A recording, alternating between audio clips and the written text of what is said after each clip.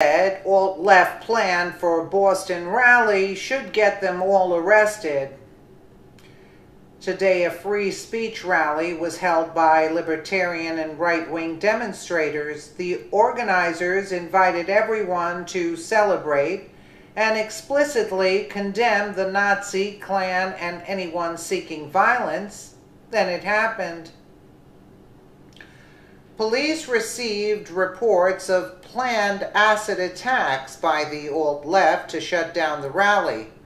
A few demonstrators showed up to voice their support for the right for all Americans to freely voice their opinions with words, not violence.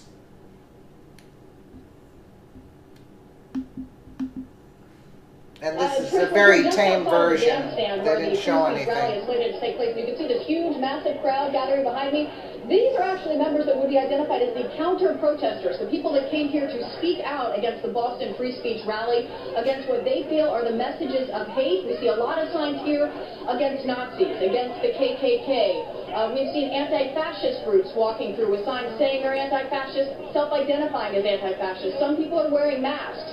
This crowd is enormous. The much smaller crowd is the crowd that actually got the permit to hold the rally here today in the center of the Parkman Bandstand. This is a historic bandstand that has previously been used by the likes of major civil rights figures in the past. Today, the Boston Free Speech Rally is holding their rally there. As you can see, a much smaller presence surrounded by the counter-protesters. There's also a heavy police presence. You can see the police there on bicycles moving through. There are some 500 law enforcement officers across the city today in response to these two rallies in an effort to keep things peaceful here in the streets of Boston and here on the Common.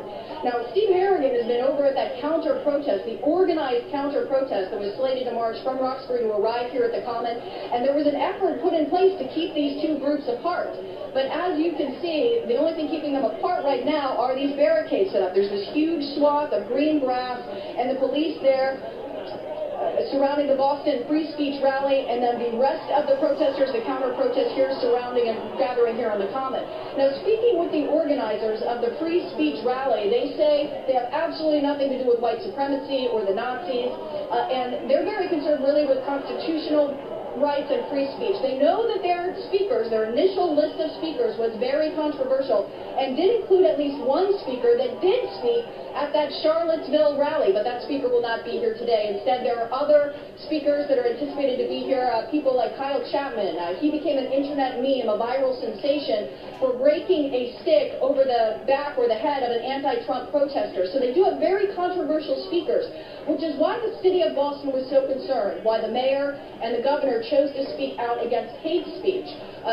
They argue that today should be about unity in the city of Boston, and the hope is that today is a very peaceful day, and that's why this immense police presence. Looking at this huge crowd behind me, we have seen this crowd grow and grow and grow. And as you can see here, some of the police just moving through the crowd. There's also a tremendous amount of media from all over the world keeping an eye on this demonstration, on these counter demonstrations. We've seen people from Germany, media from Germany, as well as people from across the Commonwealth coming. This has really drawn a tremendous amount of response. The counter-protest was expected to gather 10, 20, up to 30,000 people. The Boston Free Speech rally, they said, could bring hundreds perhaps, but they do have a limiting permit. So we'll see how big or small that crowd actually becomes. That rally is not slated to begin until noon, so there's still time for folks to gather there. Trish? All right, let's hope it stays very peaceful. Thank you so much, Molly. Then thousands of leftists marched in, easily 95% of them peacefully, but some were far more sinister. It was that other 5%, the Antifa anarchists who had hidden their weapons and masks and gear from sight to blend into the crowd who had other plans. Acid attacks are sick and destroy lives if the victim survives. They are terrorist tactics, and if they choose to use them, they should be treated as such. I just want to say that Antifa has declared that hate speech equals violence, so they justify fighting people who speak. To make it worse, any pro-Trump or pro-American speech is hate speech to them because they are leftist anarchists, so they justify violence against anyone. The rally was scheduled for noon until 2 p.m., but was broken up after only a half hour by the organizer out of fear for his fellow free speech advocates. The Boston mayor certainly took sides. She made it very clear that she was on the side of Antifa before saying if any violence occurred from anyone, she would send police in to shut down the main event. To the credit of the Boston police, they did everything they could to protect the free speech folks.